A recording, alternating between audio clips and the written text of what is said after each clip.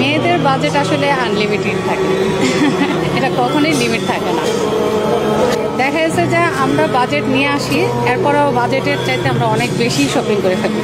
ঈদের কেনাকাটা শুরু করেছেন, শুরু না মানে অলমোস্ট শেষ। ঈদে আপনার বাজেট কত ছিল?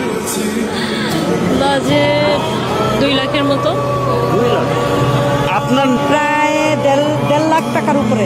1.5 লাখ টাকা। হ্যাঁ, আপনি নিজের জন্য কি কিনবেন? আমার জন্য আমি যদি বলি তো আমার জন্য আমি জামা কিনছি অনেকগুলি। আমার জামা এই প্রায় 75,000 টাকার মতো।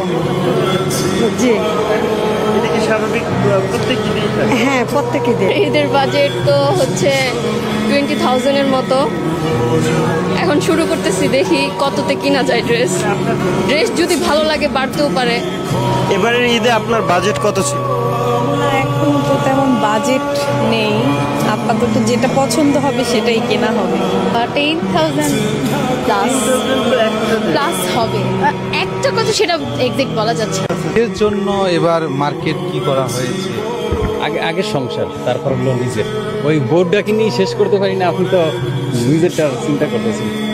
আমি তো নিজেরটা নিয়ে ভাবছি না, আগে ফ্যামিলিটা। আমারটা পরে নেব, আগে ফ্যামিলির জন্য হয়েছে এভাবে আমার জন্য সবাই লাস্টে নিয়ে করতে। আমি তো আর নিজের জন্য কিছু কিনি নাই, এখন এই বাচ্চাদের জন্য কিনবো, মেয়েদের জন্য কিনবো, এই একটু পাঞ্জাবি কিনবো, টুপি কিনবো, স্যান্ডেল কিনবো, এই